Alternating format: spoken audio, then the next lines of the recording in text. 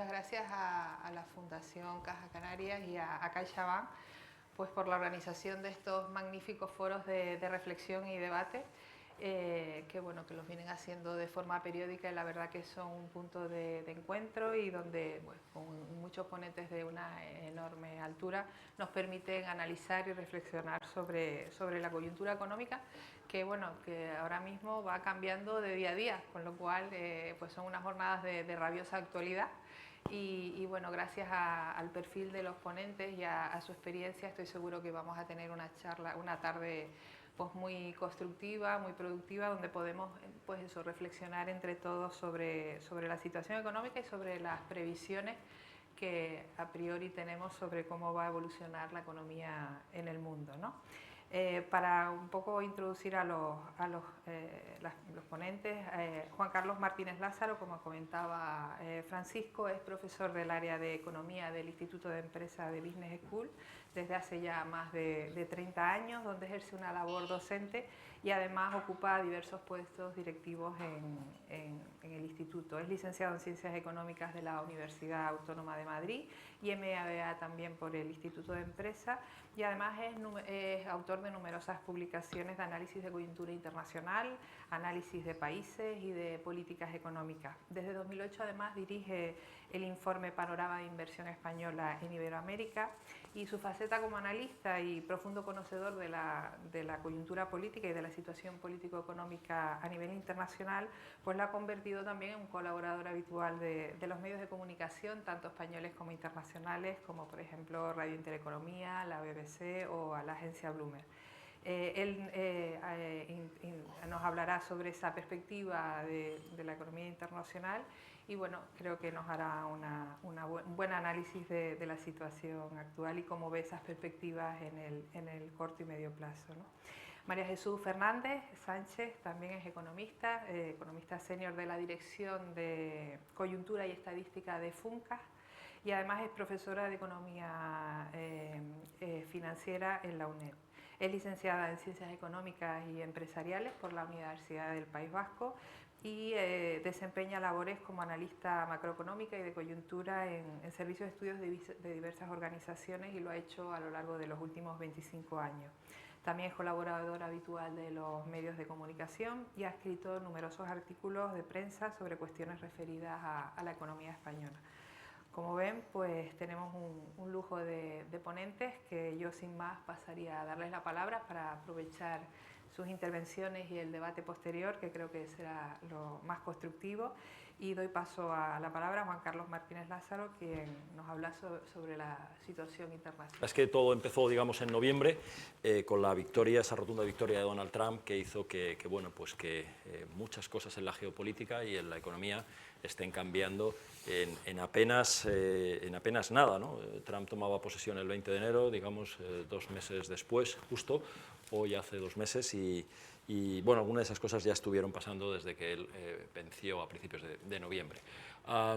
¿Qué estamos viendo? Vamos a hablar de geopolítica, de economía, ¿no? Bueno, tenemos el tema de Ucrania, que está todos los días evolucionando. De momento, pues ayer creo que era cuando Trump y Putin hablaron, y parece ser que se está buscando al menos una tregua parcial, ¿no?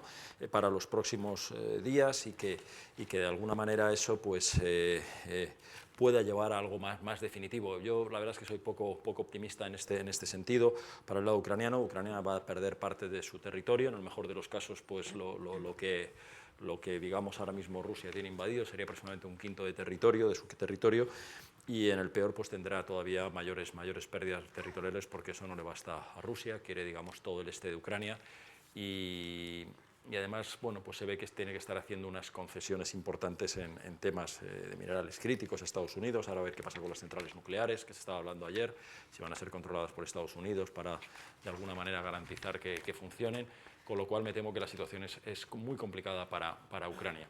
Y esto es verdaderamente curioso porque justo antes de que empezaran esas negociaciones o esas conversaciones entre Putin y Trump, estábamos en un momento en que yo creo que la economía rusa estaba empezando a desestabilizarse de forma notable, ¿no? Las sanciones hicieron daño a la economía rusa, es cierto, pero había aguantado bien, pero tenía una serie de indicadores. En los últimos meses empezaban a ver cómo esa desestabilización de la economía empezaba a ser cada vez más interesante o más importante. Vemos el rublo, como el rublo se estaba depreciando frente al dólar. Hubo 2 episodios donde se rozaron los 115 rublos por dólar a finales de año y se evitó gracias a la intervención del Banco Central de Rusia, del Ministerio de Finanzas, que de alguna manera contuvieron esa depreciación del rublo. Tipos de interés verdaderamente altos, como los ven ahí en el 21%, luego los vamos a ver cómo están en Europa, cómo están en Estados Unidos, para contener también esa depreciación, pero ha sido empezar todas esas conversaciones, negociaciones, como lo llamemos. El rublo rondaba los 100 rublos el dólar y fíjense cómo se ha apreciado, ¿no? Le ha dado un balón digamos, de oxígeno y hoy los mercados están descontando un fin de la guerra, un fin de las sanciones y una mejor situación para la economía rusa, ¿no? Vemos algunos datos ahí, como les digo, una inflación ya por encima del 10%, con lo cual creo que esto ha venido a salvar una situación que se podía complicar mucho para Rusia. Además, también esto está afectando a los precios del gas. El gas natural venía subiendo una escala de precios del año pasado, estaba ya muy cerca de los 60 euros el megavatio hora, el gas europeo, y ha sido lo mismo, ¿no? El inicio de esas conversaciones y rápidamente pues, una caída importante de los precios del gas, ¿no? Bueno, también los mercados empiezan a descontar que podría haber un fin de las sanciones, que el gas ruso podría volver a fluir y eso de alguna manera cambia las cosas. También hay otra cuestión importante ahí, las reservas están bastante bajas en Europa, 35%, menos del 35%, estamos a puntito de acabar, a finales de mes acaba la temporada de gas oficialmente y hasta el 1 de noviembre no empieza. Para esa fecha, para el 1 de noviembre, tenemos que tener, o tendríamos que tener el 90% de las reservas, con lo cual ahora mismo empieza un proceso en el cual, digamos, todos los países europeos se tienen que lanzar a llenar esas reservas hasta alcanzar para que el 1 de noviembre estén al 90%, y eso también estaba tensionando los precios. La Unión Europea se ha abierto digamos, a flexibilizar esas cantidades, que no sea necesario llegar justo con el 90% para el 1 de noviembre, porque eso es una de las cosas que también estaba provocando mucha tensión en los precios de gas, y es absolutamente absurdo. Es decir, de hecho los futuros daban precios más altos para este verano que para el invierno que viene, y eso podía llevar a que algunos operadores compraran gas a un precio más caro que luego tuvieran que vender más barato, ¿no? Lo cual era algo que no tenía mucho sentido. Vamos a ver qué es lo que ocurre, pero es cierto que también como esas conversaciones afectan de forma importante al precio de gas. Tenemos el tema de Gaza, otra vez la tregua se ha roto, vuelve Israel a atacar, estamos viendo las cifras de víctimas que vuelven otra vez a aumentar, pero esto sí que, así como lo de quizás choca muchísimo, ese seguimiento de la Casa Blanca a las tesis de Rusia o de Putin, esto a mí no me sorprende. Israel clarísimamente no quiere a los palestinos en Gaza, considera que son un riesgo para su seguridad y los quiere sacar de allí. Y bueno, luego ha llegado esa cuestión esperpéntica de esa riviera del Middle East o como se llame, pero en el fondo ahí Estados Unidos está totalmente del lado de Israel, y el único impedimento es qué hacer con esos 2 millones de palestinos gazatíes que evidentemente no quieren irse a otro sitio y que, bueno, pues veremos a ver si van a quedarse ahí o van a salir. Pero como digo, aquí la conexión es total y no creo y esto no es ninguna sorpresa. En cambio, a mí esto sí me sorprende más, el que Irán todavía no esté, digamos, como objetivo. Yo creo que siempre pensaba que cuando Trump llegara a la Casa Blanca iba a tener una serie, digamos, de objetivos claros, una checklist de cosas que hacer en política internacional, y desde luego una de ellas era Irán. Y Irán de momento le ha mandado una carta, no parece que esté ahí, pero está claro que yo creo que en algún momento le llegará su turno a Irán, ¿no? Y eso podría ser algo muy importante o muy dañino para la economía iraní. Fíjense, la producción iraní de petróleo y cómo a partir de 2018, cómo cayó significativamente del entorno de los 4 millones de barriles, aproximadamente algo más de 2, por las sanciones que Estados Unidos aplicó. Estados Unidos salió del pacto del pacto nuclear, que de alguna manera ralentiza el conseguir el enriquecimiento de uranio por parte de Irán. Pensó que aquello no servía para nada y sancionó, y fíjense cómo cayó la producción que luego se ha ido poco a poco recuperando y que ahora volvería otra vez a sufrir muy importante. En aquel momento, el año 18, el 10% del petróleo que llegaba a España venía de Irán. Dejamos de comprar petróleo iraní por las sanciones, ¿no? Y este es otro capítulo que yo esperaba que también se abriera y no ha ocurrido, que es el tema o ha ocurrido de una forma muy suave, ¿no? Que es el tema de Venezuela. También yo pensaba que estaba en la lista negra, y realmente pues parece ser que la licencia que tiene Chevron, la compañía petrolera norteamericana, para operar en Venezuela va a caducar el 4 de abril, por tanto ese día debería dejar de producir. Fíjense la importancia que tiene, ¿no? Produce mucho más de Se calcula que unos 500 millones de dólares es lo que le mete a las arcas bolivarianas Chevron todos los meses. Y bueno, este capítulo se ha abierto más tarde de lo que debía haberse abierto, porque al principio hubo un cierto acuerdo para que Venezuela acogiera aviones con repatriados venezolanos ilegales que estaban en Estados Unidos. Luego congeló, dejó de aceptarlos y fue cuando se ha removido. En los últimos días vuelve a haber conversaciones para que Venezuela vuelva a aceptar repatriaciones. Por tanto, el que el 4 de abril Chevron deje de operar en Estados Unidos también es algo que está en cuestión. Y aquí sí que también encontramos algo que es verdaderamente, digamos, sorprende, esa inquina que Estados Unidos está cogiendo con la Unión Europea, a la que ha calificado, bueno, como que se creó para fastidiar, dijo otra palabra más fea, para fastidiar a Estados Unidos. Y cuando nosotros pensamos que el único problema era el tema del superávit comercial bastante importante, que la Unión Europea tiene más de 200.000 millones que tiene con Estados Unidos, y pensamos que podríamos aplacar a la bestia comprándole más gas, más armamento, productos agrícolas, pero parece que no, hemos entrado en esa guerra arancelaria y sobre todo, pues, digamos, Estados Unidos no se va a poder contar con él para defender Europa, algo que venía ocurriendo desde el final de la Segunda Guerra Mundial con el pacto transatlántico. Europa se ha dado cuenta que está, digamos, huérfana, o que no va a poder contar con ese apoyo de Estados Unidos durante la presidencia de Trump, al menos, y por tanto pues, ha iniciado un camino de rearme, que es en el que estamos ahora mismo y que también está teniendo unas consecuencias importantes en la economía. No obstante, el otro gran rival que podría haber, estamos hablando de Irán, de Venezuela, China era otro de los grandes rivales, ¿no?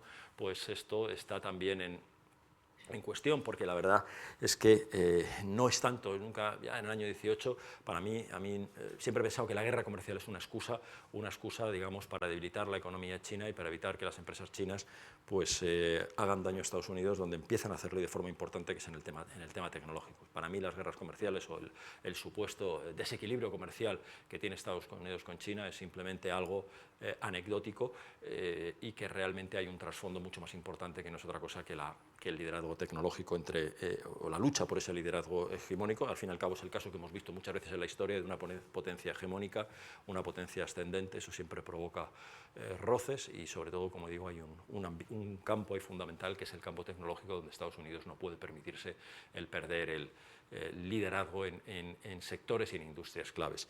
Y a partir de aquí me gustaría entrar, para continuar girando sobre la geopolítica, ver algunas de las medidas económicas más importantes que Trump dijo que iba a lanzar y que quiere lanzar. Algunas de ellas ya están en ellas metidas y que tienen también un efecto importante, no solamente en la actividad económica en Estados Unidos, en el resto del mundo, sino también en la geopolítica global. La primera de ellas es lo de los aranceles. Trump dijo que tariff, la palabra inglesa para definir aranceles, era la palabra más bonita del diccionario, con lo cual ya dejó ahí una declaración de intenciones y, digamos, está utilizando desde que ha llegado a la presidencia los aranceles como un arma para conseguir objetivos tanto de política interior como especialmente de política exterior.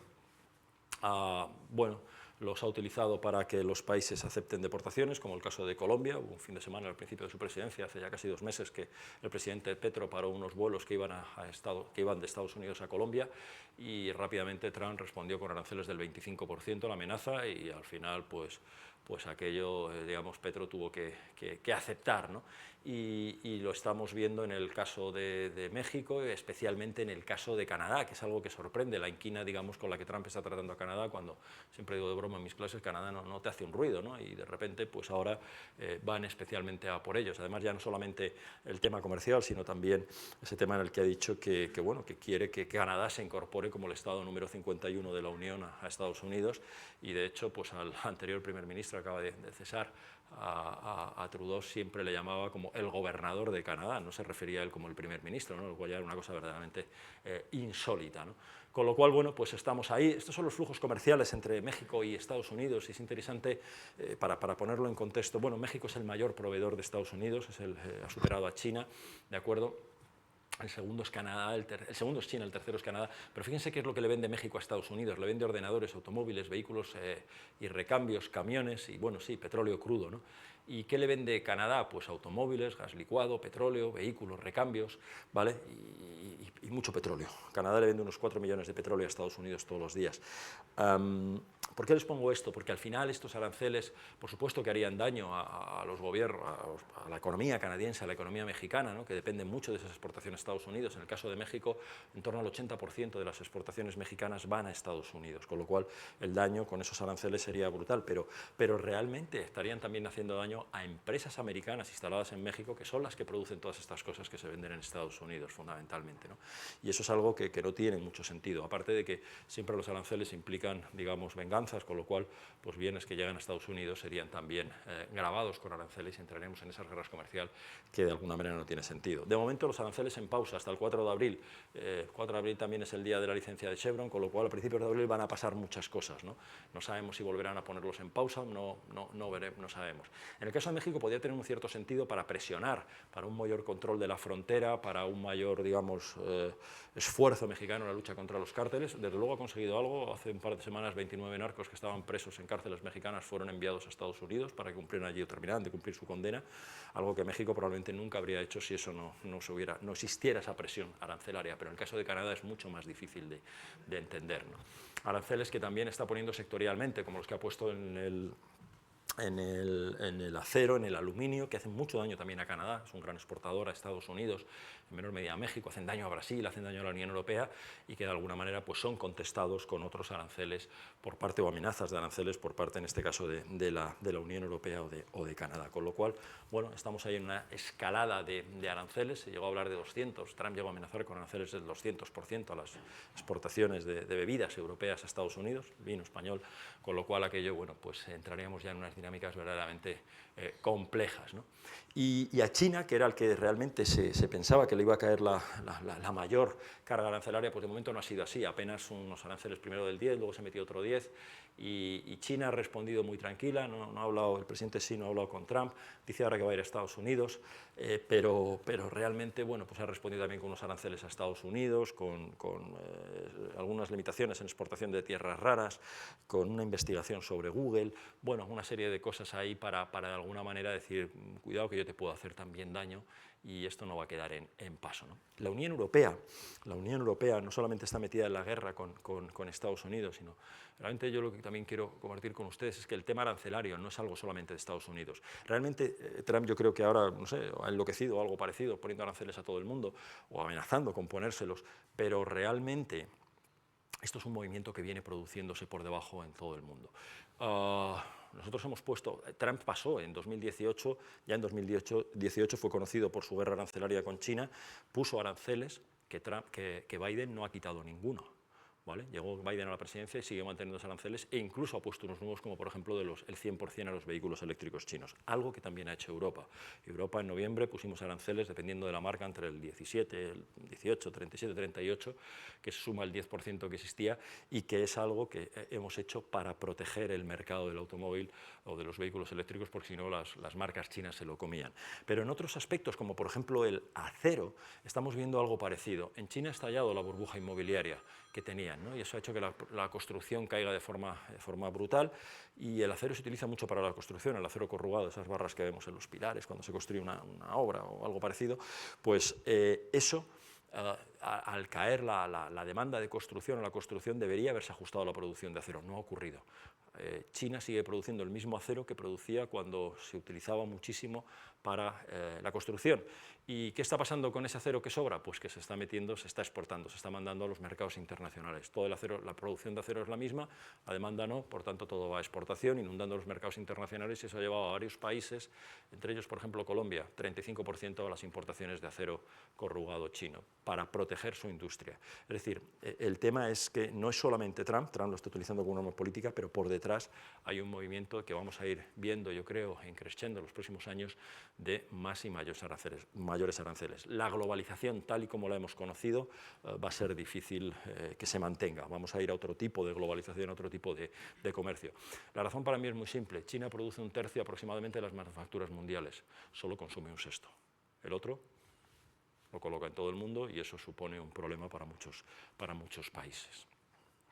Trump, que dijo también pues, que iba a poner menos impuestos, que iba a bajar los impuestos, como hizo en su primer mandato, bajó el corporate tax, el impuesto de sociedades del 35 al 21%, y que va a mantener las exenciones fiscales que hay, que las va a prorrogar, pero eso lo que va a provocar es un mayor déficit fiscal en Estados Unidos. Es algo que ya de Estados Unidos tiene una deuda muy importante, estamos hablando de niveles del 120% que se van a ver incrementados, y ese déficit fiscal pues, va a tener un impacto importante sobre la economía norteamericana, porque al final esas bajadas de impuestos, a pesar de esas reducciones de gastos que quiere hacer Elon Musk con el programa Dodge, pues realmente lo que está descontando el mercado son niveles de déficit pues, por encima del 6%, que son niveles verdaderamente importantes para una economía que hasta ahora está creciendo de forma importante, y como digo, eso va a provocar tensiones en los mercados. También habló de menos regulación, y si juntamos los menores impuestos con la menor regulación, pues encontramos algo que es como suena a música celestial para las empresas. Y así entendemos esa subida importantísima que han tenido las bolsas americanas desde la llegada de Trump. Aquí vemos el S&P o el Nasdaq, ¿no? Y cómo, bueno, pues en las últimas semanas los mercados se han dado la vuelta y han perdido todo lo que habían ganado desde la elección de Trump. ¿Por qué? Porque empiezan a haber ahora una incertidumbre brutal, que si hoy te pongo aranceles, que si los quito, la confianza del consumidor está cayendo, no se sabe muy bien por dónde vamos, ¿no? Y eso ha hecho que los mercados, todo lo que habían ganado, se den la vuelta. Incluso acciones como la de Tesla, y aquí vemos cómo el señor Elon Musk, tanto activismo que está teniendo, pues le está llevando de alguna manera. Es verdad que también todas las compañías tecnológicas han caído, pero hoy Tesla se mueve a los niveles que se movía justo con la victoria de Trump, y sus ventas en Europa, por ejemplo, están cayendo de forma importante. Probablemente mucho de ese activismo que tenía aquí en Europa pues, está detrás de estas caídas, cuando el sector de vehículos eléctricos en Europa desde principios de año está creciendo, ¿no? Las criptos también, Trump tuvieron una gran subida cuando Trump ganó, pero al final la falta, digamos, de medidas concretas ha provocado que parte de esa burbuja se desinflara, y bueno, aunque ha anunciado que van a formar parte de las reservas de Estados Unidos, pues de alguna manera eso ha parado la caída, pero se mantienen ahí en un territorio, es verdad, mucho más elevadas que cuando Trump ganó las elecciones. Y la menor regulación también en sectores como el de hidrocarburos, pues lo que está suponiendo es un acicate, o puede suponer un acicate para la industria norteamericana del fracking. Estados Unidos se ha convertido en el primer productor mundial de petróleo, en el primer productor de gas, gracias al fracking. Les voy a dar un dato: en el año 2009 Estados Unidos produjo una media de 4 millones de barriles al día. Año 2009, en 2024, 15 años después, 13 millones y medio, de 4 a 13 millones y medio gracias al fracking, ¿no?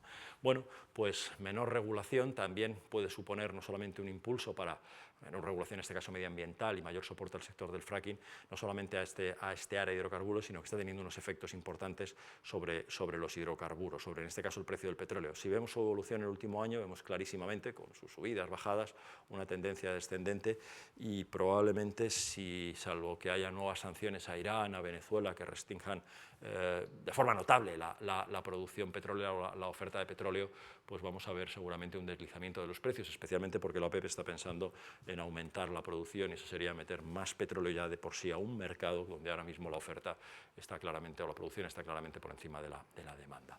Y acabo con la parte, digamos, de los inmigrantes, ¿no? La política migratoria, donde quizá pues, es donde lo tiene al menos más claro, o donde está poniendo toda la carne en el asador.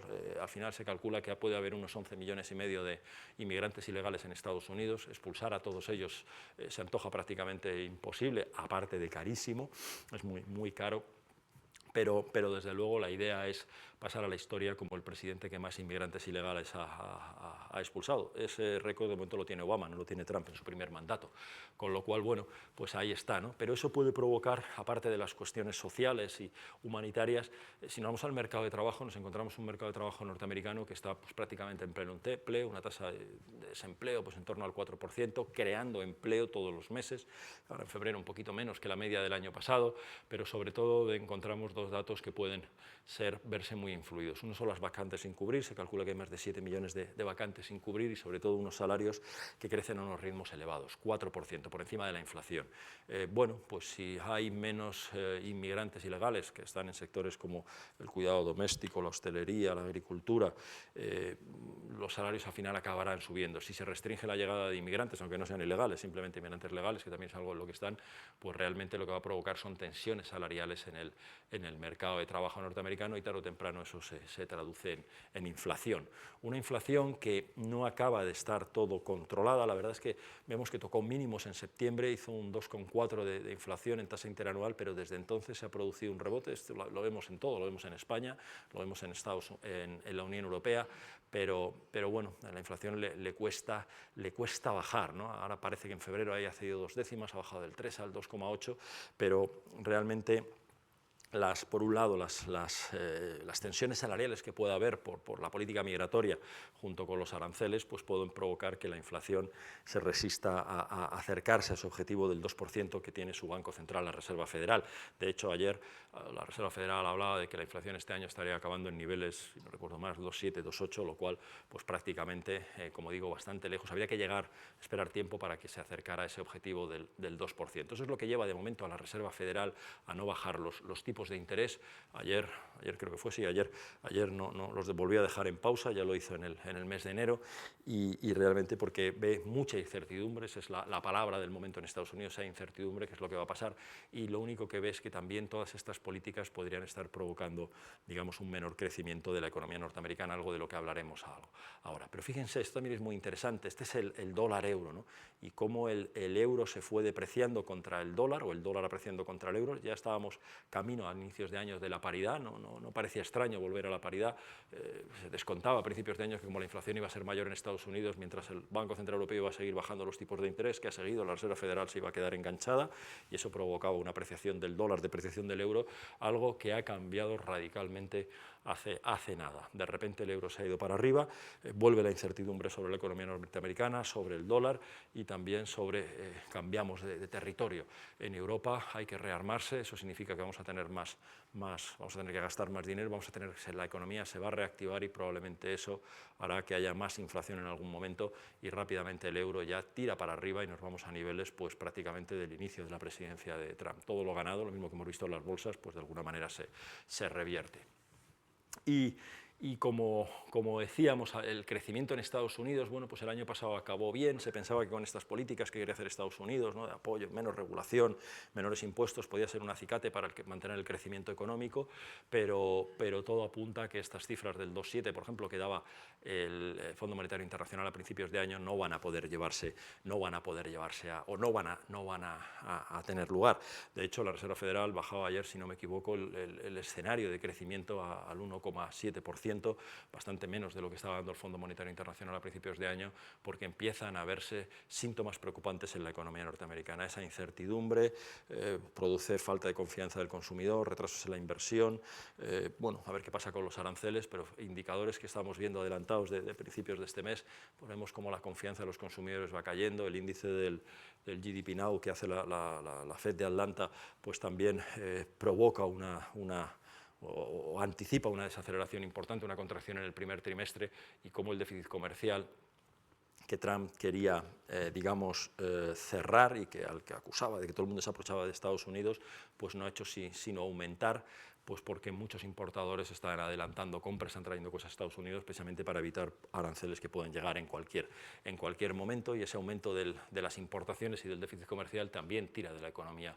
hacia abajo. Por tanto, un escenario que hasta final de año se parecía o se nos antojaba que podía ser un gran año para Estados Unidos, con todos sus claroscuros en geopolítica y en todo, pero que podía venir bien a la economía norteamericana, pues ahora empieza a haber serias dudas y probablemente nos lleva a un escenario totalmente distinto. Antes se pensaba que los tipos de interés no podrían bajar por aquello de que la inflación se iba a mantener alta, por esa política migratoria, por esa política comercial, y en cambio ahora pues todo lo contrario. A lo mejor va a ser necesario bajarlos porque hay que reactivar la economía norteamericana, pero ojo, la inflación va a estar más arriba de lo que se pensaba, con lo cual Estados Unidos empieza a entrar en un escenario verdaderamente complicado y complejo, y por eso no es de extrañar todo lo que estamos viendo en los mercados.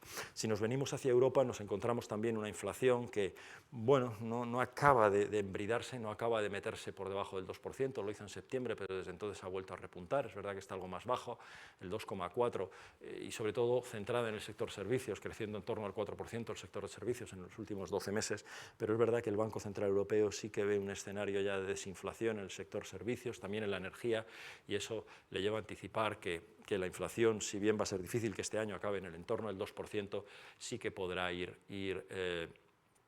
cayendo y reduciéndose, y eso llevará de alguna manera, o eso, como ahora vamos a ver, hace que el Banco Central Europeo siga bajando los tipos de interés. Bajada que es de alguna manera, o al menos puede explicarse o puede entenderse para reactivar una economía europea que la verdad es que hasta ahora no ha tenido el dinamismo. La pospandemia ha sido muy triste en Europa, a diferencia de Estados Unidos, ahora lo veremos, ¿no? Y yo qué sé, pues en el último trimestre la economía estuvo totalmente estancada, el crecimiento del año pasado estamos hablando de menor de 1 punto, y las previsiones para este año tampoco es que fueran espectaculares, ¿no? Y con dos grandes, digamos, enfermos o culpables de este mal desempeño, básicamente Alemania, una economía que está sufriendo lo indecible, y también Francia, que no acaba de arrancar, con un crecimiento negativo en el último trimestre. Por tanto, estas previsiones que también veíamos al principio de año, pues como digo, no eran nada halagüeñas, un crecimiento del 1% de Europa, que 0,9 el año pasado y este año el 1, y el año que viene que vamos al 1,4, si es que eso no es nada, ¿no? Bueno, todo esto ahora, este escenario puede cambiar, puede reactivarse, porque empiezan a pasar cosas en Alemania. Alemania, el nuevo gobierno, que no tenemos ni gobierno, tenemos, se supone, futuro canciller de un futuro gobierno, ya ha anunciado que el freno de deuda, el debt brake, pues va a desaparecer. Alemania se va a endeudar, de momento 500.000 millones de euros de deuda para infraestructuras y para mejorar esas infraestructuras alemanas que se habían quedado de alguna manera obsoletas, y a partir de ahí también para ese rearme de Europa. Y eso probablemente lo que tenga es un efecto importante sobre la economía alemana, ¿no? Una economía que llevaba 2 años consecutivos en recesión, los años 23 y 24, 2 años consecutivos no los encontramos en recesión en Alemania desde el bienio 2002-2003. Hace mucho tiempo, hace más de 20 años que Alemania no encadenaba 2 años en recesión, y realmente con un peso del 25% dentro de la zona euro, pues es básicamente el mayor contribuyente a ese estancamiento de la economía europea. Fíjense este gráfico, a mí me gusta mucho, esto es como el desempeño de los últimos 5 años de una serie de economías, ¿no? Y vemos cómo desde el momento prepandemia, cierre del 19 hasta el cierre del año pasado, la economía norteamericana, bueno, con todo lo que cayó en el COVID y luego la recuperación, es un 12% más grande, ¿no? Vemos otros países, miren Alemania, un 0,1 más pequeña, es decir, la economía alemana, 5 años totalmente, sigue en la casilla de salida, ¿no? De cómo estaba a cierre del 19. Por eso es necesario reactivar, ¿no? Y nos vamos a China, ¿no? ¿Y qué nos encontramos en China? Pues también un crecimiento que, si bien el año pasado alcanzó los objetivos del gobierno, no parecía que lo iba a conseguir, pero en el último trimestre hizo ahí como un sprint, ¿no?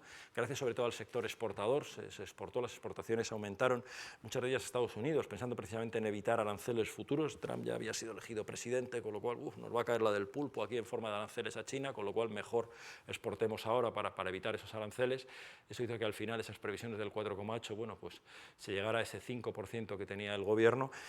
Las autoridades chinas este año también han fijado un objetivo alrededor del 5%, el objetivo oficial de crecimiento, el target de crecimiento, pero le está costando cada vez más a China. En otoño tuvo que lanzar 2 paquetes muy importantes de estímulos, tanto fiscales como monetarios, para mantener la actividad, y acaba de anunciar también un gigantesco paquete para activar el consumo, que quizás es el gran talón de Aquiles de la economía china en este momento, ¿no? Y eso lo vemos por indicadores, ¿no? Como por ejemplo la inflación. Fíjense, hablamos de esas tensiones de precios en Estados Unidos, en la zona euro.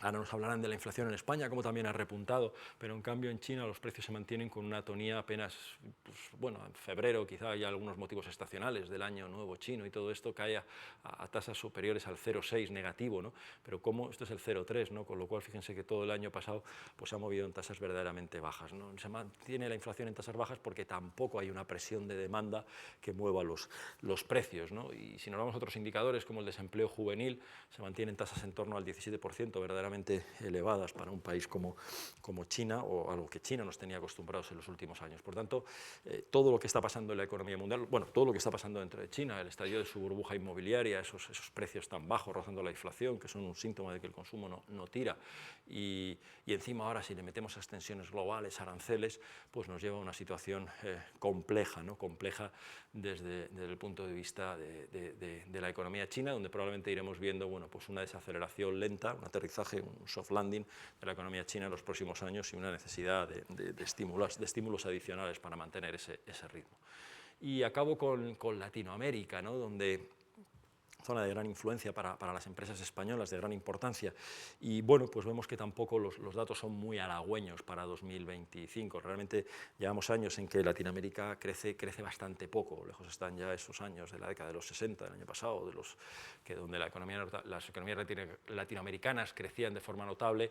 Esa raya que ven ahí es la raya, es el 3%, y es verdad que hay algunas economías que las superan, pero las más importantes, México y Brasil, en conjunto vienen a suponer un 40% de toda la economía latinoamericana, México y Brasil, pues estamos viendo cómo México este año, previsiones que le da la CEPAL en diciembre del 1,2, que probablemente no va a ser difícil cumplir, pues por esas tensiones, en este caso con Estados Unidos. Y en el caso de Brasil, es verdad que la economía iba a crecer algo más, por encima ahí pues nos pone un 2,3, esas previsiones se están revisando a la baja, la OCDE ahora creo que es 2,1 menos. Al final la política monetaria, los tipos de interés en Brasil han vuelto a subir, es el país más sorprendente, unos tipos que fueron bajando y que vuelven otra vez a subir, me parece que están en niveles del 13,25, y esa política monetaria tan dura, porque la inflación no cede, está ahí en el entorno del 5%, y como digo, esa política monetaria tan dura, pues al final va a laminar el crecimiento. Sorprendentemente, uno de los países que más va a crecer el año que viene es Argentina, ¿no?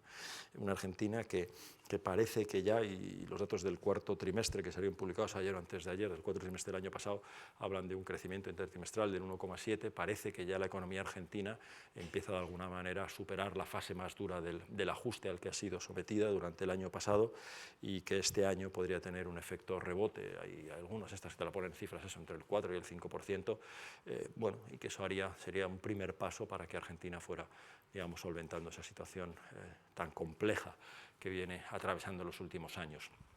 Al final, un poco ya por concluir, incertidumbre es la palabra del momento, ¿no? Si hubiera que definir la situación económica con una sola palabra, utilizaríamos incertidumbre para definirla. Trump ha metido mucha incertidumbre en la economía, y la verdad es que esto, que es lo que teníamos, el escenario que teníamos en enero, pues estas previsiones, aunque se publican en enero, bueno, vienen de antes hechas, ¿no?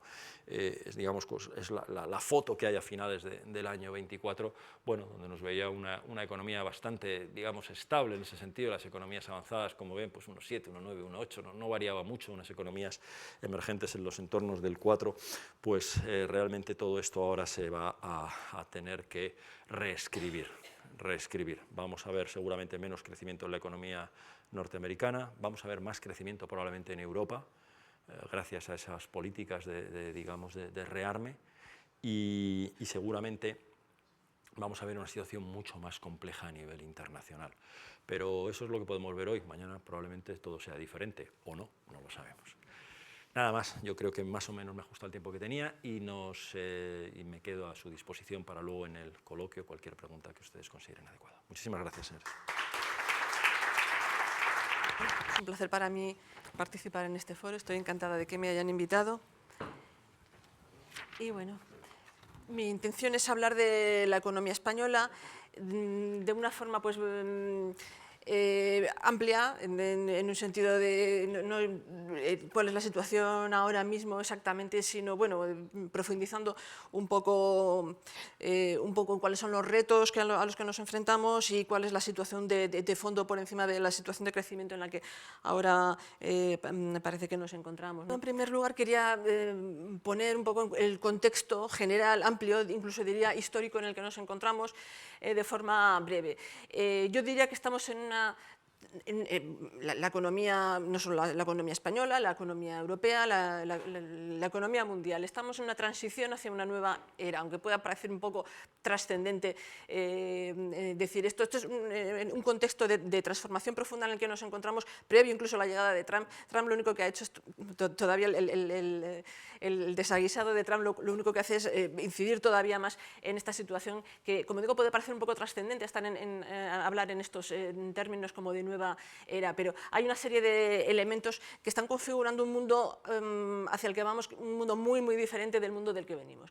En primer lugar, el envejecimiento acelerado de la población, por lo menos en los países occidentales. situación de escasez de mano de obra. Esto es algo que nos parece a nosotros, a los españoles, nos puede parecer como muy ajeno a nosotros, muy extraño, sobre todo con una tasa de desempleo que tenemos del 11%, pero es algo que existe, que se está dando en España. Hay sectores que tienen muchos problemas para encontrar mano de obra. Esta escasez de mano de obra, esta situación de escasez de mano de obra se produce también en Europa. Ya he hablado antes con Carlos de la misma situación en Estados Unidos. La fragmentación del mercado mundial, las políticas proteccionistas, la desglobalización, de esto ya ha hablado también antes el profesor. Nos encontramos en una situación de desglobalización, de ruptura de las cadenas globales de producción, que va a transformar también completamente digamos, el panorama, ¿no? El panorama económico, la forma de funcionar, la faz de la economía, ¿no? El declive de la industria europea, la pérdida de liderazgo de Europa. Europa ya no está en la frontera tecnológica. China, una nueva potencia económica, pero al mismo tiempo, como ha dicho antes el profesor, ya no va a crecer al ritmo al que ha venido creciendo a lo largo de este siglo. Su papel en la economía mundial también va a cambiar. Las políticas de transición energética que se siguen en Europa, unas políticas pues, que pretenden dar un vuelco a la estructura productiva de la economía europea, de una forma pues, muy dirigista, muy dirigida centralizadamente a través de regulaciones muy centralizadas, dirigistas, como digo, y que también van a tener unas consecuencias muy importantes en la forma de funcionamiento de la economía y el impacto finalmente de la inteligencia artificial. Todo esto, como digo, está dando lugar a una nueva economía, ¿no? A una economía que va a ser muy diferente de la que hemos conocido hasta ahora, ¿no? Como digo, ahí el mundo viejo está desapareciendo y el nuevo aún no ha llegado. Y vamos hacia una economía que va a funcionar y que va a tener unas características diferentes de las que hemos conocido. Y esto nos ayuda a ser conscientes de los retos a los que nos enfrentamos ahora mismo, ¿no? a los que nos enfrentamos como economía española y como economía europea. Y ahora ya, metiéndonos ya más en la situación de la economía española en particular y cómo ha evolucionado en los últimos tiempos, pues efectivamente la economía española en los últimos años ha crecido bastante, ha crecido a un ritmo muy intenso, pero yo aquí pondría, esto hay que matizarlo, ¿no? Esto hay que matizar, hay unos cuantos elementos que matizan este crecimiento, unos cuantos asteriscos.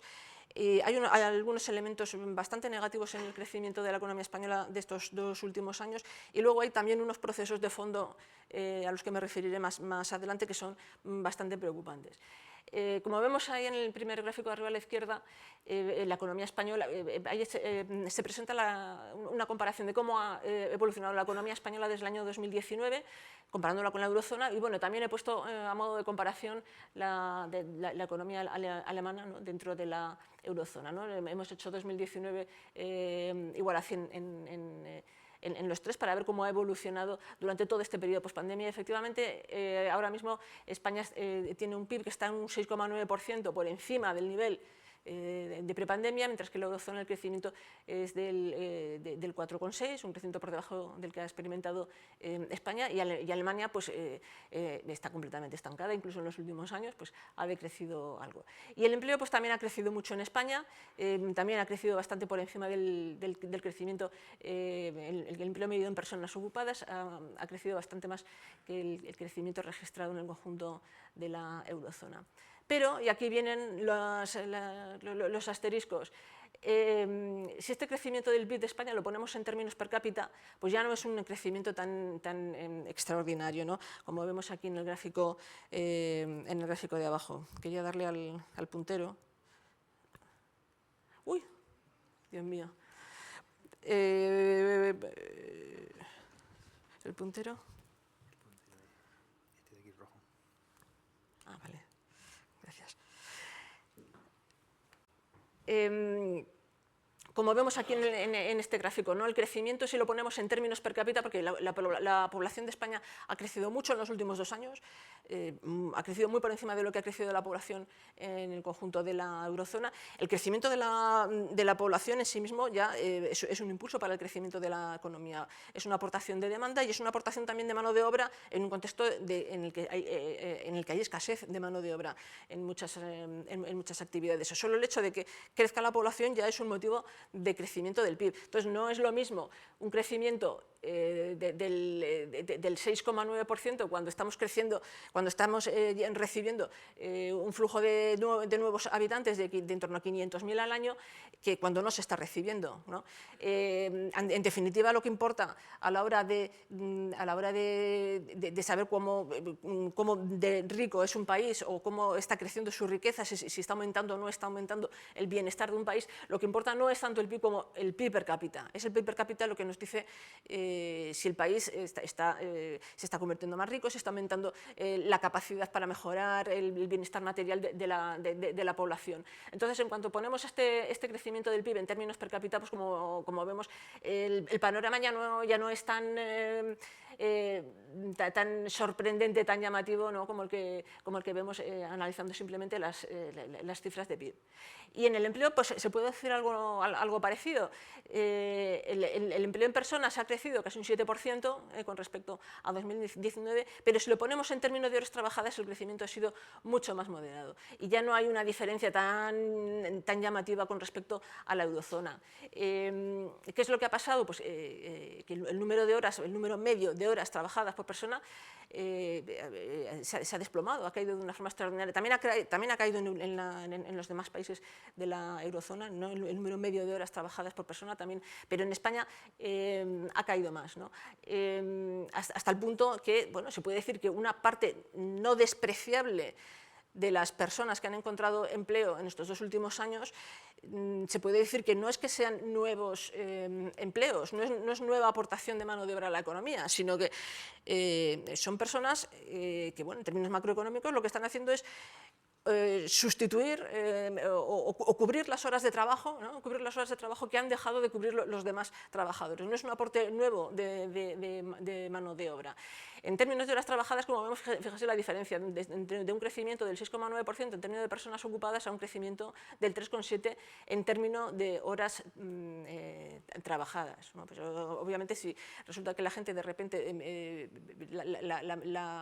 la población deja de trabajar la mitad de horas que trabajaba y hay que contratar al doble de personas, pues ahí se ha producido un crecimiento de la ocupación, pero eso no nos está dando cuenta de un crecimiento, digamos, genuino del empleo, ¿no?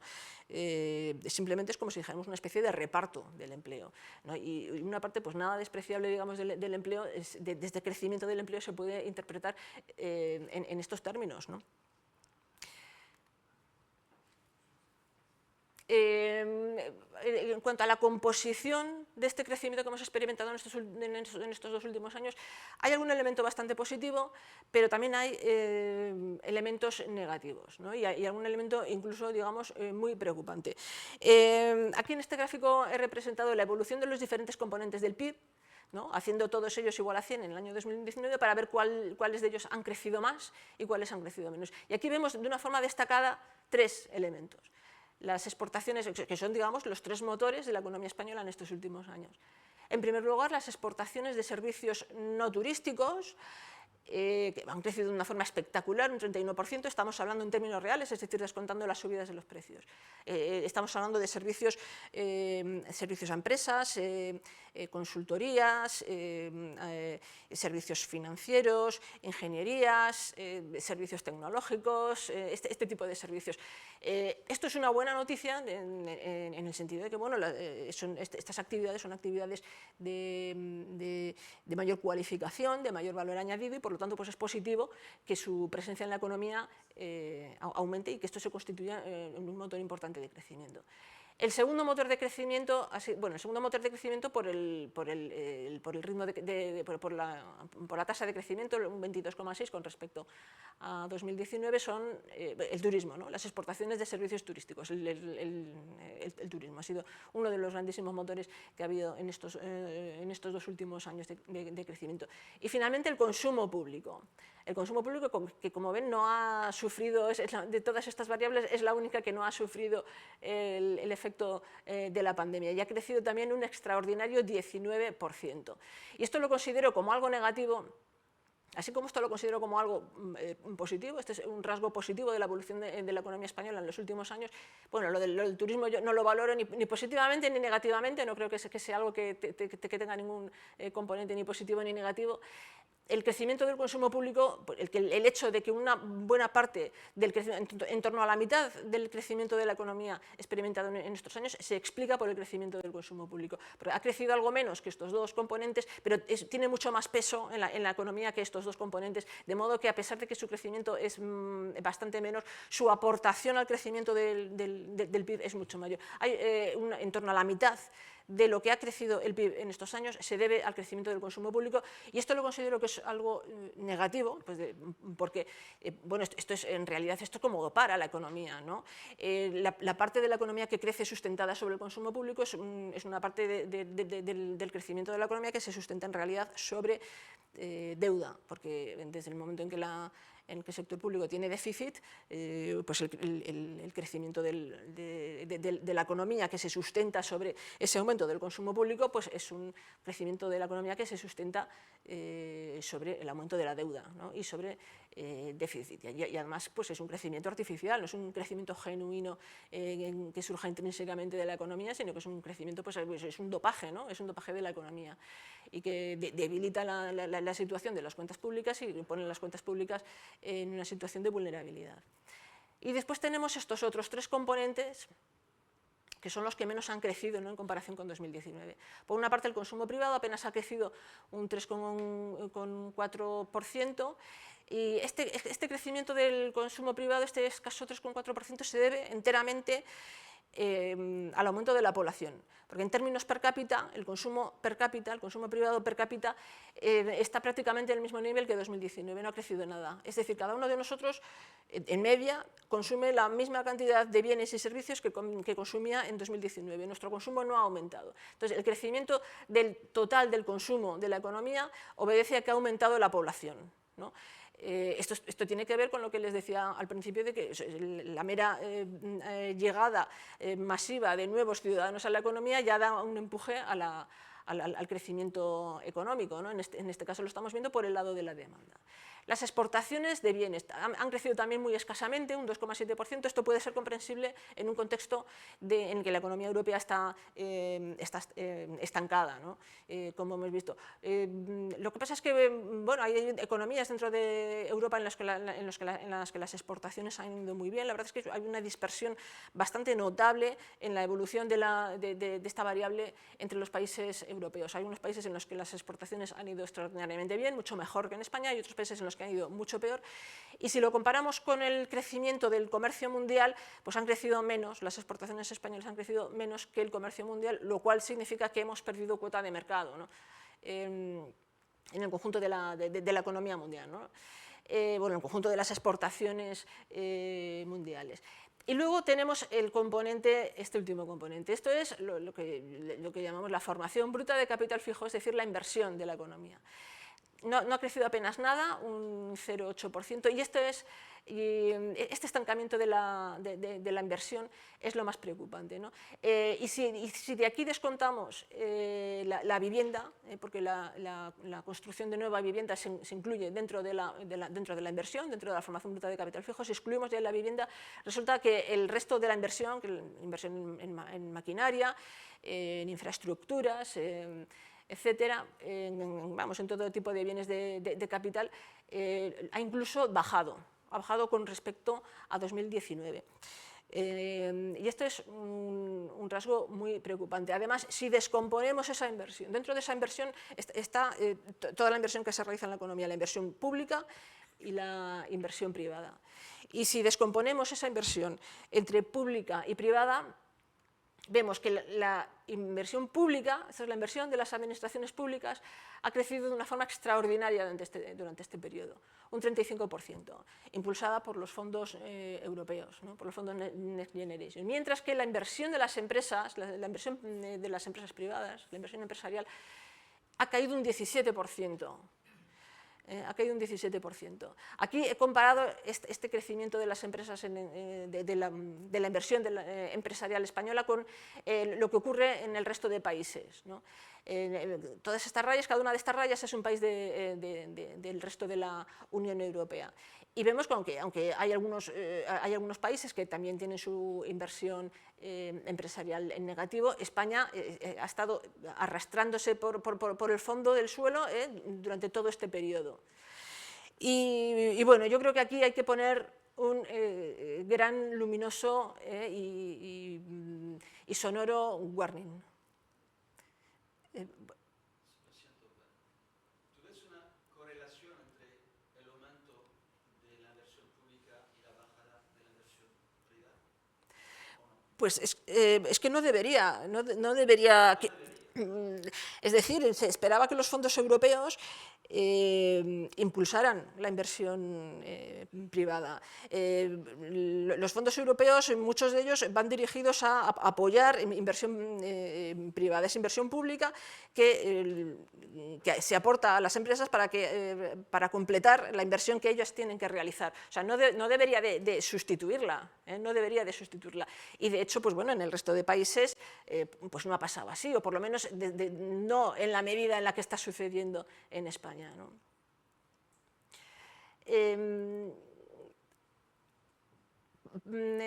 Por otra parte, ya nos metemos en estas cuestiones más profundas, de más largo plazo, que están un poco escondidas detrás de esas cifras aparentemente positivas de crecimiento de los últimos años. Y una de ellas es la dificultad de la economía española para reducir la brecha en cuanto a PIB per cápita con la media de la Unión Europea, ¿no? A principios de siglo nuestro PIB per cápita era el 97% del promedio de la Unión Europea y en el año 2023 era el 88%, ¿no? Este es un fenómeno muy preocupante que viene, como vemos, desde la crisis financiera. Hubo durante los años de expansión antes de la crisis de 2008, sí que se redujo e incluso se superó el PIB, el promedio de PIB per cápita de la Unión Europea, pero desde entonces ha caído y, como vemos, no consigue reducirse esta brecha. Esto no significa que el PIB per cápita español haya descendido, sino que ha crecido menos que el promedio de la Unión Europea, ¿no? Entonces, este es un fenómeno que digamos que se está produciendo como de fondo en la economía española y que no se ve y que está un poco escondido, como camuflado, detrás de esas cifras positivas de crecimiento. Y detrás de esto se encuentra, lo que hay detrás de esto, lo que explica en última instancia esto, es la productividad, ¿no? La mediocre evolución de la productividad española, ¿no? En este gráfico represento la evolución de, digamos, la medida preferida, ¿no? de productividad para los economistas, ¿no? Que es la productividad total de los factores. Es una medida de productividad que, bueno, va más allá de la mera productividad del trabajo. Y como ven, desde el año 2000 hasta la actualidad, en todo lo que llevamos de siglo, la productividad medida de esta forma en Estados Unidos ha crecido de una forma extraordinaria, más del 20%. La de la eurozona ha ido mal, ha crecido la mitad de lo que ha crecido en Estados Unidos, y si en la eurozona ha ido mal, en España ha ido todavía peor. En España ha crecido la mitad de lo que ha crecido en la eurozona. No llega ni al 5% en todo lo que llevamos de siglo. Y eso con esta medida de la productividad total de los factores, que esta es una medida, este cálculo de la productividad total de los factores lo ha realizado la Comisión Europea. Hay otros cálculos de la productividad total de los factores que son menos benevolentes para España y que sitúan este punto en negativo, o sea, por debajo, bueno, negativo, por debajo del nivel, por debajo de 100, por debajo del nivel del año de principios de este siglo, por debajo de 2000, ¿no? Todo eso nos ayuda, digamos, a poner en perspectiva la coyuntura del momento actual y, como digo, los retos a los que nos enfrentamos de cara al futuro. Con respecto a cuáles son las perspectivas concretas para el año 2025, ¿no? Las perspectivas más a corto plazo para la economía española, bueno, pues la situación de incertidumbre, como ya hemos visto, y de caos, ahora mismo de sensación de caos en la economía mundial, hace muy difícil hablar de unas perspectivas a corto plazo, pero sí que bueno, podemos hablar de cuáles son los fundamentos sobre los que se puede sostener la evolución de la economía a corto plazo, ¿no? Y bueno, sobre las mismas bases sobre las que se ha sostenido el crecimiento, hasta ahora puede seguir sosteniéndose durante este año e incluso el próximo, aunque a un ritmo decreciente. Por una parte, el consumo privado tiene margen para seguir creciendo. La tasa de ahorro de los hogares está en un nivel relativamente muy elevado, bastante elevado. Desde luego, en términos históricos, está en niveles desconocidos para lo que es habitual en la economía española, y por lo tanto, pues el consumo privado tiene margen para seguir creciendo, y mientras siga habiendo creación de empleo, este componente de la demanda puede aumentar su papel, ¿no? en el impulso de la economía. Por otra parte, hay otro posible motor importante de la demanda, del crecimiento económico, que es la construcción de vivienda, ¿no? Los últimos indicadores, bueno, dan unas señales positivas en cuanto a que la construcción de vivienda estaría repuntando, y bueno, puede ser otra pata sobre la que se sustente el crecimiento de la economía a corto plazo. Pero por otra parte, ese crecimiento irá a la baja, ¿no? Lo que se espera es que vaya decreciendo, porque el turismo, por una parte, el turismo no puede seguir creciendo al mismo ritmo al que ha crecido en estos 2 últimos años. Es impensable que el número de turistas pueda crecer en 9 millones como creció el año pasado, un año tras otro. Es muy difícil de esperar que siga teniendo el mismo peso que ha tenido hasta ahora, ¿no? Y por lo tanto su ralentización pues, induciría una ralentización de la economía si no fuera capaz de ser sustituido completamente por esos otros 2 componentes. Y por otro lado está el consumo de las administraciones públicas, las administraciones públicas, que ha sido, como he dicho, quizás el principal motor de crecimiento de la economía. Si comparamos el 2024 con 2019, y tienen que empezar a contener el gasto, ¿no? Esto era la idea que teníamos hasta hace un par de semanas. Las administraciones públicas tienen que empezar a reducir el déficit, tienen que empezar a contener el gasto, por lo tanto su aportación al crecimiento del PIB tiene que irse reduciendo, porque entran en funcionamiento ya las reglas fiscales de la Unión Europea. Pero nos hemos encontrado ahora con la sorpresa de la necesidad de aumentar el gasto militar, y bueno, pues no sé en qué medida eso puede impedir que ese ajuste que debería de producirse finalmente se produzca. Y en cuanto a la inversión y las exportaciones, ¿qué es lo que podemos esperar? Pues en un sentido negativo, el enorme clima de incertidumbre por esa política comercial caótica que ha traído Trump, la llegada de Trump, la guerra arancelaria. Esto está generando un clima tan enorme de incertidumbre que es muy negativo, pues, para la inversión y para las exportaciones, ¿no? Y encima, viniendo, como venimos, de una situación de mucha debilidad, ¿no? de la inversión. Hay otro elemento que podría ser positivo, que podría ser positivo en el sentido de que podría impulsar las exportaciones y la inversión, que sería el programa de gasto que ha aprobado Alemania, de 500.000 euros en infraestructuras, más el aumento del gasto militar. Aunque muy probablemente esto no fuera a tener un efecto relevante sobre la economía este año, ¿no?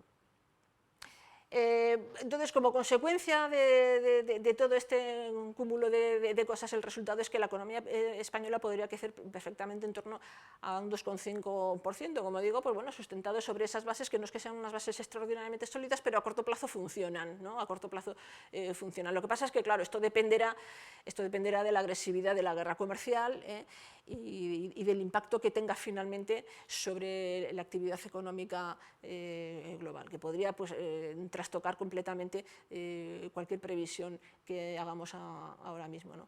Hay otro factor de riesgo que a mí me parece muy relevante y del que no se habla nada, o que se habla muy poco, que es el riesgo de repetición de una crisis de deuda en Europa, ¿no? Aparte del riesgo derivado de toda esta guerra arancelaria, de las medidas arancelarias que está adoptando Trump, todas las incertidumbres y los riesgos relacionados, ligados a esta circunstancia, este otro factor de riesgo está pasando un poco inadvertido y yo creo que no debería de pasar tan inadvertido y deberíamos de tenerlo un poco más en cuenta. Ya en el mes de diciembre ya hubo un aviso con la deuda francesa.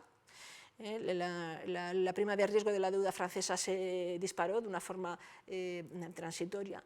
Y ahora hace poco, cuando Alemania anunció su programa de gasto de 500.000 millones de euros en infraestructuras, el tipo de interés de la deuda alemana dio un salto. No se puede hablar de crisis de deuda, pero dio ahí un salto.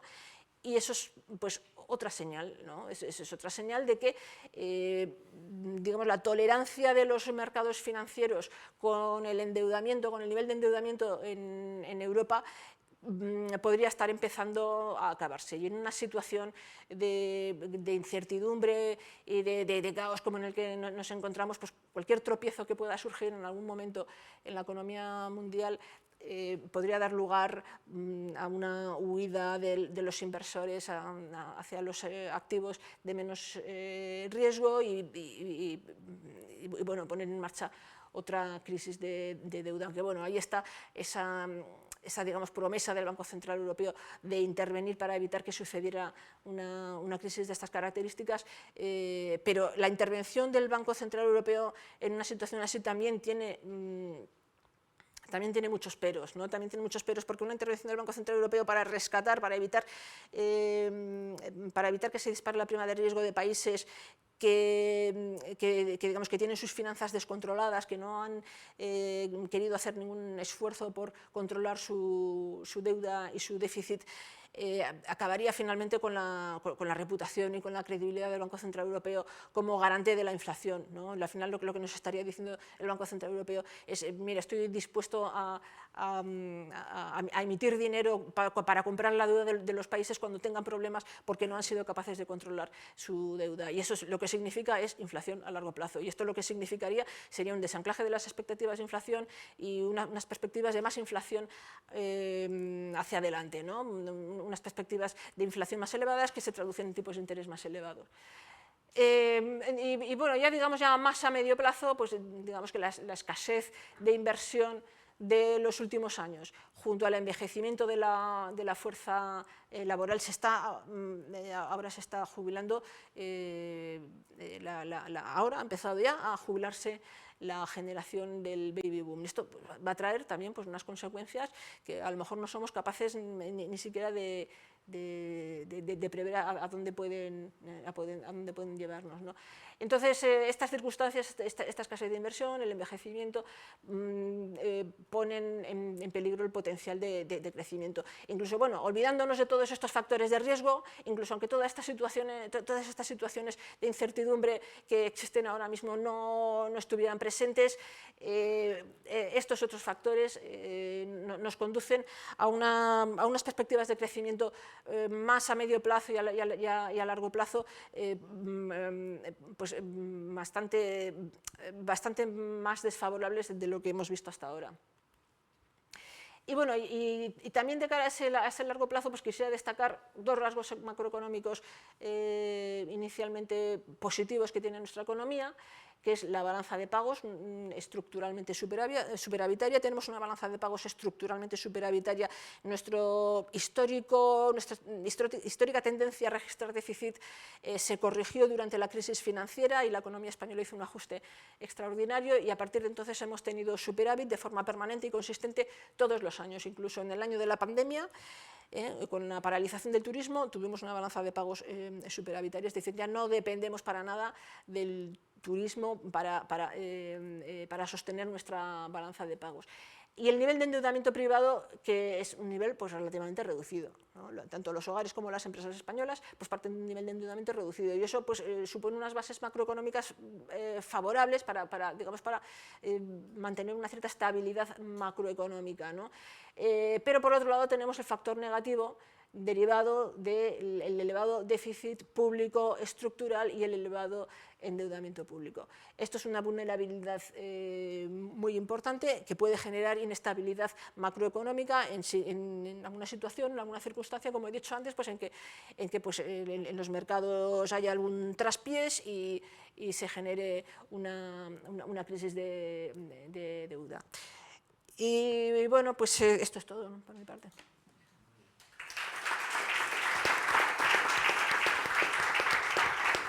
Muchísimas gracias a los dos, la verdad que ha sido muy interesante las intervenciones de ambos, y un poco por ligarlo más al terreno local, aterrizaría los datos de María Jesús en Canarias, que bueno, son en sentido positivo, mucho más positivos que en el conjunto de España, pero también los negativos y esos grandes riesgos que ya ve y los retos que tenemos por delante, mucho más acentuados en nuestro territorio, ¿no? Nosotros tenemos una economía que está creciendo muchísimo, sobre todo por la actividad turística, ¿no? Y lo estamos viendo con unos datos del PIB que probablemente hicieron el año pasado en el 4%, una tasa de paro que se ha controlado bastante o que sigue siendo muy elevada, con unos datos de ocupación por encima del 1 millón de ocupados. Pero bueno, lo que vemos también es que hay pues unos cimientos que son frágiles y fundamentalmente derivados de esa renta per cápita, que estamos a la cola a nivel nacional, y también en los datos de productividad, que efectivamente son muy bajos y hacen que ese crecimiento pues, sea más débil, ¿no? Un poco para aprovechar la experiencia de estos dos grandes analistas, ¿no? A mí me llama la atención, ¿no? Que conocíamos esta semana, a principios de esta semana, las previsiones que hacía la OCDE sobre las revisiones de crecimiento, ¿no? Como consecuencia de la política arancelaria de Trump y de todas estas presiones inflacionistas que se están produciendo, ¿no? Se hacía una previsión de moderación del crecimiento a nivel mundial. Sin embargo, España se queda fuera siempre de esas previsiones de moderación. Al contrario, revisamos constantemente al alza las previsiones de crecimiento. ¿Y por qué sucede esto, ¿no? En España, ¿por qué se queda en esta situación ajena a esta realidad, ¿no? Parece, ¿no? Pues lo que he explicado antes, básicamente, los elementos que han sorprendido en la evolución de la economía española, los elementos que, digamos, que han hecho que nos hayamos quedado constantemente cortos en nuestras previsiones de crecimiento han sido el crecimiento extraordinario del turismo, que ha superado cualquier expectativa y cualquier previsión que pudiéramos hacer, porque es que la verdad es que se ha comportado de una manera pues, anómala, ¿no? Anómala en el sentido de que, dado el crecimiento de la economía europea, que es nuestro principal emisor de turistas, pues no correspondería el crecimiento tan extraordinario de turismo que hemos recibido. Por lo tanto, nos hemos quedado constantemente cortos en la previsión de ese componente. Y luego el consumo privado también, o el consumo público, perdón, el consumo público también, que ha crecido también de una forma muy por encima de lo que se esperaba, porque se consideraba que una vez entren en funcionamiento, entrar en funcionamiento de nuevo las reglas fiscales, pues las administraciones públicas tendrían que contener el gasto y que por lo tanto habría una moderación y no se ha producido. Y de ahí viene el comportamiento diferencial de la economía española con respecto a los demás países. Muy bien. Otra cuestión de las 4 decisiones que está tomando Trump, ¿no? Hay 2 fundamentales que sobre todo son la política arancelaria y y las decisiones sobre la inmigración, pueden llevar un escenario a Estados Unidos de estanflación, ¿no? Se habla de que puede haber un estancamiento con una inflación alta. ¿Creen que eso a lo mejor a medio plazo puede revertir las decisiones o la política tan errática del gobierno americano y hacer que, bueno, estos impulsos que tiene pues empiece a moderarlos y a volver a una senda de más normalidad? Esperemos que así sea, ¿no? Esperemos que así sea. La verdad es que yo creo que el fuerte correctivo que han recibido las bolsas en estas 2-3 semanas, el cambio en el dólar le puede beneficiar a Estados Unidos. Trump siempre ha sido, propulsor de un dólar fuerte, pero ahora lo están vendiendo como que un dólar débil puede ayudar a las exportaciones y a reducir ese déficit comercial, ¿no? Pero bueno, tal vez esos movimientos y digamos la presión de muchas compañías, ¿no? Al final yo, como decía cuando hablaba de lo que exporta México a Estados Unidos, al final son compañías norteamericanas que están produciendo allí y que van a fabricar, ¿no? y que van a vender en Estados Unidos. Por tanto, al final, bueno, pues cuando vean, eso también ocurre en Canadá, entonces cuando esas compañías también van a decir, oye, me estás haciendo un daño que no es necesario, ¿no? Al final, si Trump probablemente ganó las elecciones, entre otras muchas razones sociales o sociológicas, que tal vez a nosotros nos es más difícil entender, pero económicamente hubo un motivo clarísimo que fue el tema de la inflación. La inflación acumulada ha sido muy importante en Estados Unidos, ahora tiene una tasa de inflación 2,8, pero el acumulado es brutal, es como en España. El IPC en España ha subido más del 20% desde el inicio y en algunas cosas como los alimentos por encima del 30%, ¿no? Entonces, esa inflación tan fuerte que sufrieron las familias americanas, provocó tal vez ese cambio en el voto en parte de esos votantes, ¿no? Si Trump no consigue controlar la inflación, pues va a tener ahí un hándicap importante, ¿no? Entonces, bueno, yo creo que al final ha empezado con mucha fuerza, es verdad, pero espero y deseo que gran parte, sobre todo que si cambia, va a ser precisamente por eso, ¿no? Porque empieza a darse cuenta de que los mercados internos, de que las compañías norteamericanas, que los consumidores norteamericanos empiezan a recelar, y eso de hacer Make America Great Again suena muy bien hasta que te empieza a afectar al bolsillo, ¿no? O hasta que tú, que eres accionista de una serie de compañías, ¿no? Y una parte importante de la población norteamericana tiene su riqueza en acciones, pues ve cómo en estas últimas semanas esa riqueza ha caído, ¿no? Entonces, bueno, creo que eso sí que es el único driver que puede hacer que Trump empiece a normalizar muchas de esas políticas que ha venido tomando en estos días, en estas pocas semanas que lleva en el cargo. Luego hablamos de una inflación en Estados Unidos, ¿no? Pero bueno, lo que son las relaciones con la Unión Europea también provocará una inflación en Europa, entiendo yo, porque ahí van viendo un poco la exposición, no lo vi tan claro, ¿no? De que pudiera generar también un efecto inflacionista en los países de la Unión Europea y hacer revertir esa tendencia de moderación que hemos tenido de los precios en los últimos años en Europa hacia vueltas a subidas de precios y posibles retornos a subidas de tipos, no lo sé. Bueno, más que los aranceles de Trump, sería los aranceles en represalia a los de Trump que tome Europa. Lo que podrían hacer es un efecto claro de encarecer muchos productos, ¿no? Más que el efecto sobre la inflación, sería un efecto sobre el nivel de precios, ¿no? Una elevación en el nivel de precios, no una subida permanente de la tasa de inflación y que a partir de ahora vayamos a tener una tasa de inflación más alta, sino que se produce una elevación en el nivel de precios, un empobrecimiento de la población. Y bueno, claro, ese es un efecto que podría podría tener lugar. Lo que pasa es que, bueno, la medida en que se produzca un efecto de este tipo dependerá también de, digamos, el grado de agresividad que alcance, ¿no? esa guerra comercial, porque hasta cierta medida unos aranceles, pues digamos que no lleguen a unos niveles de agresividad muy altos, podrían ser absorbidos, ¿no? A lo largo de la cadena de producción y no tiene por qué trasladarse en su totalidad al precio final al consumo. Pueden absorberse, el importador puede absorberlo a través de una reducción de sus márgenes, el propio exportador, la propia empresa que vende a Europa puede tener que rebajar los precios para seguir vendiendo y absorberlo en sus márgenes, puede ir quedándose por el camino. Pero claro, ya si empieza ya a alcanzar a extenderse los productos a los que afecta, pues ya empieza a afectar a toda la cadena de producción de todos los bienes, pues bueno, al final claro que tendría un efecto negativo. Si al final el proteccionismo, al final lo que supone es un empobrecimiento para todos los países. El proteccionismo al final empobrece a todos en el sentido de que reduce la capacidad adquisitiva de todos. Trump está empeñado en que quiere que todo una especie de autarquía, quiere que todo se produzca en Estados Unidos, pero si los iPhones se produjeran en Estados Unidos, en lugar de $1.500 a lo mejor costaban 3.000.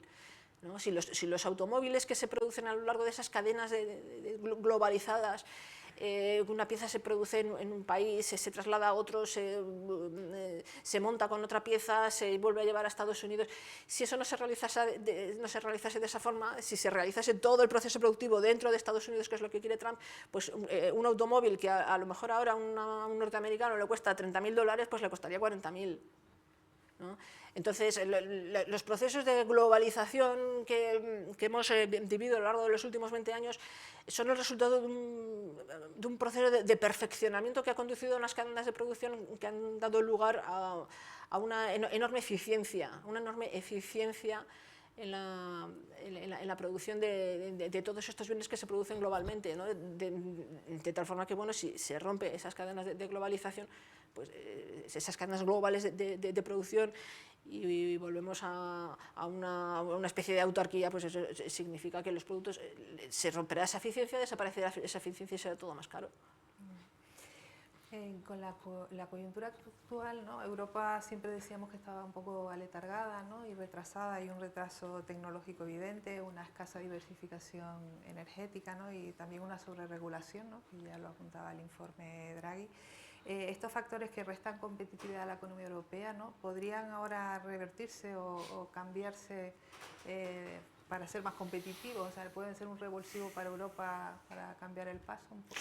Ojalá lo sea, ¿no? Ese es el gran sueño, la gran esperanza, ¿no? Que Europa de una vez espabile, ¿no? Yo creo que ahora se encuentra, bueno, yo creo que en los últimos años vamos encontrándonos con situaciones donde nos damos cuenta de todos los errores, o parte de los errores que hemos cometido, errores que cometimos, por ejemplo, de trasladar la producción de muchos bienes que no se consideraban esenciales y que lo son, y la pandemia nos enseñó que con mascarillas, EPIs y todas estas cosas hay que producirlas en Europa.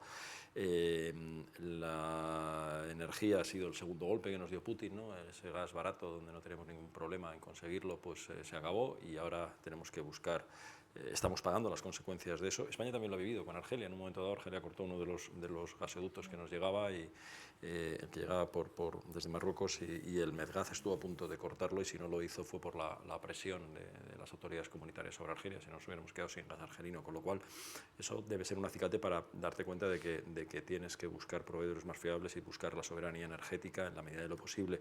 Y ahora nos encontramos con el tercer gran golpe, ¿no? Que es el tema de que el paraguas de Estados Unidos de defensa, pues parece que ya no podemos confiar o contar con él, con lo cual nos tenemos que buscar las castañas por nosotros, o sacar las castañas del fuego nosotros mismos con ese rearme que vamos a tener que hacer, que no solamente es cuestión de rearme, porque el problema no es tanto meter mucho dinero, 800.000 millones estaban barajando de entrada, de meter en el sector de la defensa europeo, sino eso por sí solo no va a servir de nada si no somos capaces de integrar también esa defensa, que hoy tenemos 27 ejércitos totalmente distintos, y si no avanzamos en esa integración de las capacidades defensivas de Europa no va a servir de nada todo el dinero que metamos, o servirá de poco.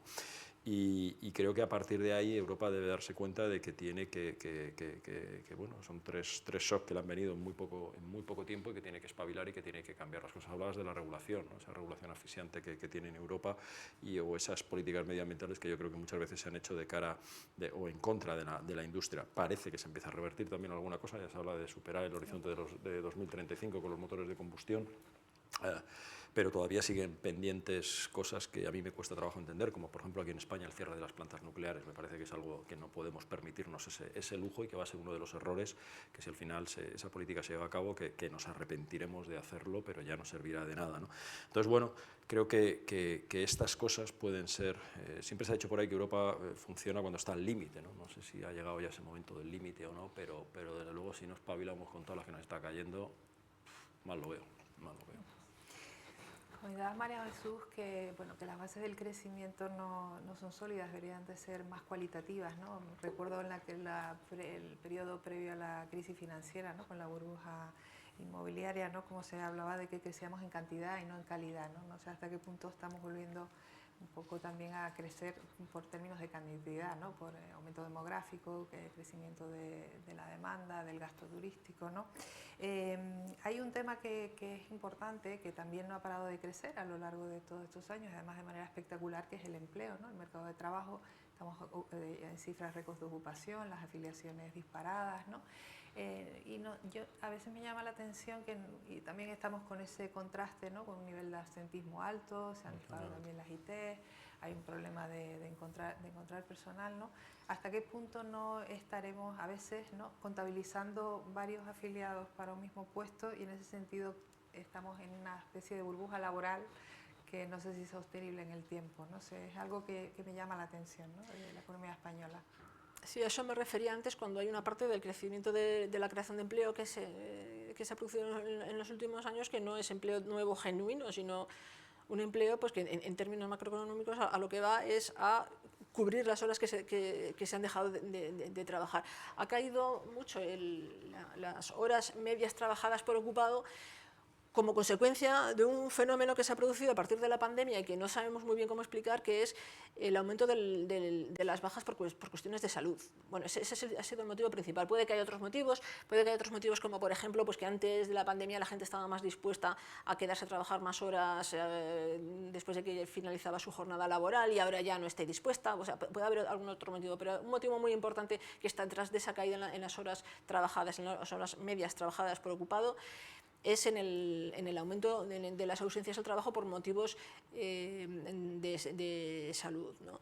Y claro, en ese sentido, pues sí que es cierto que una parte, tú dices que puede haber varios afiliados, pero pues es que claro, si hay dos personas, si hay una persona que está de baja y hay otra persona que la está sustituyendo, son dos personas que están para un mismo puesto de trabajo. Y digamos que el volumen de personas que en cada momento hay en toda la economía que están sustituyendo personas que están de baja, pues ahora es mayor que lo que era en el pasado, ¿no? Como consecuencia de este fenómeno que, bueno, pues que está un poco por estudiar y por saber qué es lo que detrás de él, ¿no?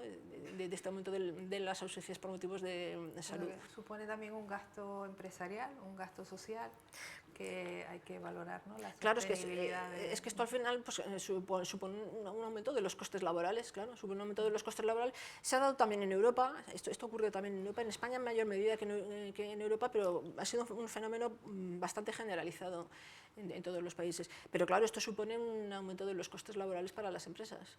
¿Y con la reducción de la jornada laboral acentuará esto el problema si finalmente se aprueba? A mí me parece un disparate horrendo. Así lo digo. O sea, la economía española no puede permitirse eso.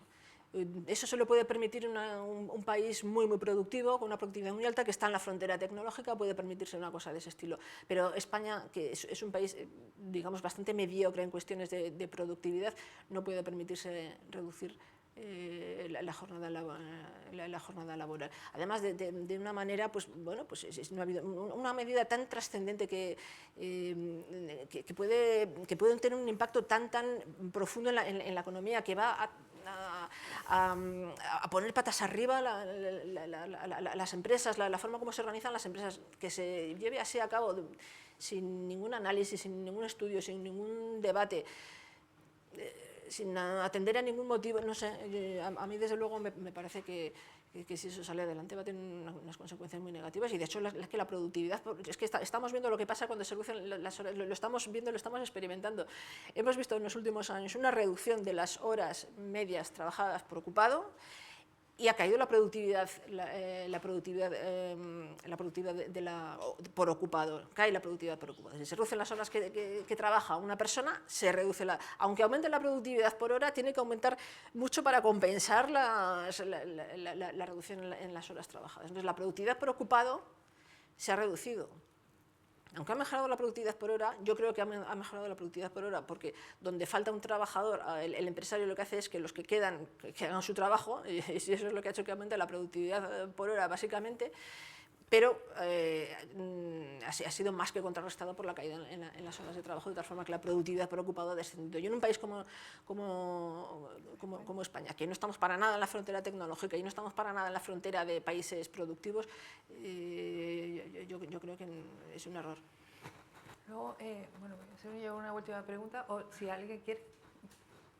Bueno, justamente eso. Trump está desfiscalizando las horas extras.